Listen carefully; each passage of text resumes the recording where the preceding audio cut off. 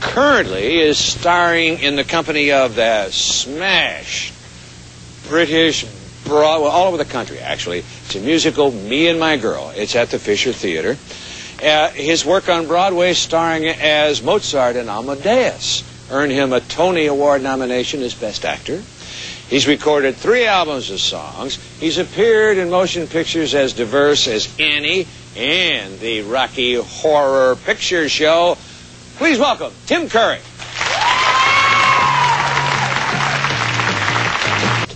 You did indeed perform last night. I did, yes. And you had to crawl out of bed this morning to be with us. And I thought I might actually come out here on all fours. You were in Hair, too. I was, yes. That was my first job. You weren't the guy that... most of us did, yes. Oh, sorry. Most of us did. We were naive enough to. Would you do that today, Tim? Oh, absolutely not. No, I wouldn't want to scare anybody away. Do you have any particular memories of the opening night of Hair when you were on stage, and there was the audience, and the time came to take it all off? No, really. I mean, well, in England, you know, they have... I don't know whether they do that in the States. I haven't noticed in any of the theatres that we've played.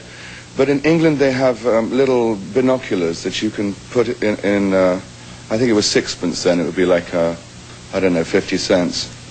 And a little spring opens, and you can take out the binoculars. So the one thing I do remember from the nude scene in Hair is that when the lights went down, which they did, thank goodness, you could hear this sort of rattle around the theatre as the money went into the... as the money went into the binoculars. That's about all I remember. Couldn't hear any except for people, you know, standing up and forgetting to take their socks off and things.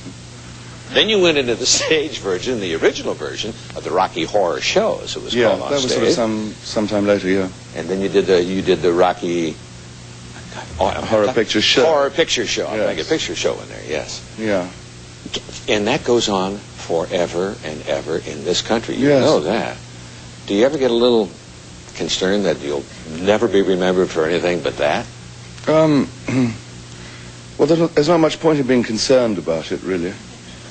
You know, I mean, I think you just do what you do, and people remember you for what they remember you. You can't really be the judge of that, or really change that too much. I mean, what's really nice about the Rocky Horror Picture Show going on as it has is that every year it introduces another bunch of people to my work. And if they want to see me do anything else, you know, they're able to. You are. I mean, I'm very proud of it. I'm very glad that I did it, and I'm extremely proud that it's probably the longest-running movie ever made.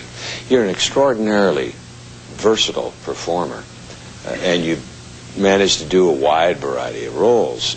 You were Shakespeare, a great deal of it, a musical comedy, as you're doing now, and a classic, and things we've just talked about. Do you have any, and you also, I recall reading that you felt it was time to do Me and My Girl because you'd done so many dark roles, you called them. Yeah, well, I have played a lot of dark roles. I mean, I've played a lot of villains and psychopaths of one kind or another.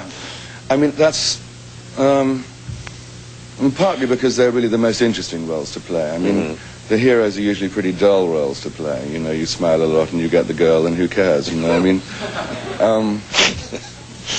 whereas the villains or the you know the more kind of off-center people are much more interesting to play.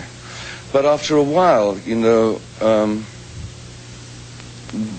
taking home a psychopath at the end of the day is not a lot of fun, you know. So I thought it'd be really nice to play somebody just very sunny and optimistic and kind of really rather closer to my own personality, really. I think it's partly because of, you know, one's face. I mean, if you have a very boldly drawn kind of face... Safe to say you do. That's sort of what you get asked to do.